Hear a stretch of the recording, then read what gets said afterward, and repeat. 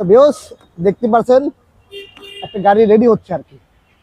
বাইকটা আমরা কিনে আসি মাত্র, বাইকটা কিভাবে কিনে আসলাম, কি কিনলাম আর কি, আনকমপ্লিট অবস্থা বাইকটি কি অবস্থা, আর রেডি করার পর বাইকটি কি অবস্থা সেটা আজকে দেখাবো।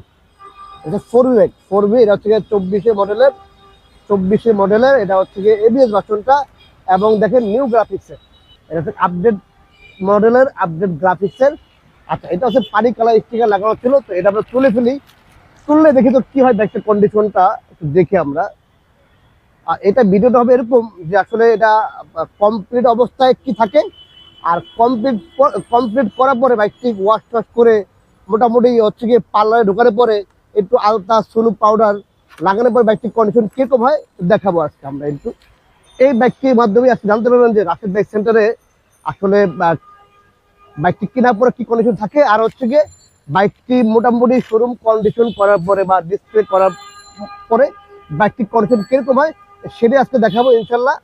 আর যাদের হচ্ছে গিয়ে 4B লাগবে এই আপডেট মডেলের ব্লু কালারের এবিএস ভার্সনটা, তারা দ্রুত চলে আসবেন রাশেদ বাইক সেন্টারে, এবং স্ক্রিনে যে নাম্বার দেওয়া আছে নাম্বারে ফোন দিয়ে চলে আসবেন। আর হচ্ছে যে যেখান থেকে আসেন অবশ্যই আসতে হবে মালিবাগ রেলগেট অথবা মৌচাক মোড় মালিবাগ রেলগেটের মাঝামাঝি সোহাগ গ্রুপের অপোজিটে রাশেদ বাইক সেন্টার। তো আমরা মূলত আসলে পুরাতন গাড়ি ক্রয় বিক্রয় এক্সচেঞ্জ করে থাকি। আপনার চাইলে কিন্তু খুব সহজে এক্সচেঞ্জ করতে পারবেন আপনার পুরাতন বাইকটি দিয়ে, আবার আমাদের কাছে একটা নতুনের মতো একটা পুরাতন বাইক কিনবেন। বিষয়টা হচ্ছে কি, আমাদের এখানে আপনারা আসবেন পুরাতন বাইক কিনতে, বাট নিয়ে যাবেন নতুন বাইক। আচ্ছা, পুরো গাড়িটার মধ্যে ভদ্রলোক একদম পলিশ করে রাখছিল, ওইটা আমরা তুলতেছি, তোলার পরে দেখি আসলে এটা কি কন্ডিশন হয় বা কি হয় আর কি। আর পরেটা করলে কি হয়, একটু স্কেচ গুলো পড়ে না আর কি, হালকা পাতলা একটু স্কেচ থাকলে কি হয় ওটা বডির মধ্যে পড়ে না। বাইক কিন্তু আসলে এখনো ওয়াশ ছাড়াই দেখেন কত চমৎকার, একদম 100% একদম কালারটা চলে আসছে দেখেন। আর কমপ্লিট করার পর কি হবে, পলিশ করার পরে কি হবে তো বুঝতেই পারতেছেন। তো আমরা ভিডিওটা একদম মোটামুটি একটু লং টাইম হবে, সবাই একটু দেখবেন ধৈর্য করে যে আসলে এই কেন পলিটা আমরা তুলতেছি বা কেন লাগানো হয় এই পলিটা। অনেকে আবার সিরামিক কোডিং করে দেখি, সিরামিক কোডিং করে, তো অনেকে আবার হচ্ছে কি এই পলি করে রাখে যে হালকা পাতলা স্কেচ না পড়ে আর কি।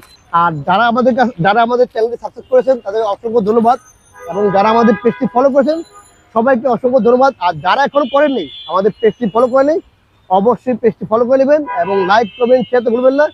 আর যারা এখনো পর্যন্ত আমাদের চ্যানেলটি সাবস্ক্রাইব করেনি অবশ্যই আমাদের চ্যানেলটি সাবস্ক্রাইব করে পাশে থাকা বেল বাটনটি বাজিয়ে দিবেন যাতে কোনো ভিডিও আপনার মিস না হয়। তারপর হচ্ছে আমাদের ছোট্ট একটা টিকটক পেজ আছে, অবশ্যই টিকটক পেজটি ফলো করে নেবেন। বললাম না পুরো গাড়ির মধ্যে একদম সব জায়গায় পলি করা আছে। এটারও সার্ভিস বই, তারপর হচ্ছে গিয়ে ওয়ারেন্টি কার্ড আর কেনার রসিদ সব পাবেন ইনশাল্লাহ, এটার সাথে পাবেন, সবকিছু পেয়ে যাবেন। যারা হচ্ছে স্টিকারটা পানি কালার স্টিকারটা করেন তারা অবশ্যই মোটামুটি 6 মাস পর চেঞ্জ করে ফেলবেন। চেঞ্জ না করলে এটা একদম লেগে যাবে, আর একবার লেগে গেলে তখন আসলে ভালো থেকে খারাপটা বেশি হবে আর কি। এই হচ্ছে কি বাইকের কন্ডিশন, একদম আসল কন্ডিশন। এটা হচ্ছে কি আমরা এখনো ওয়াশ করিনি, রেডি করবো আর কি। তো আপনাকে দেখালাম যে আসলে আমাদের বাইকটা রেডি আগে কি কন্ডিশন থাকে আর রেডি করার পরে কি কন্ডিশন হয়, এটা আমরা রেডি করবো।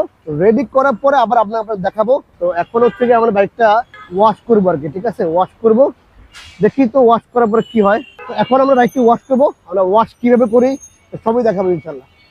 সবাই ধরে ভিডিও দেখবেন।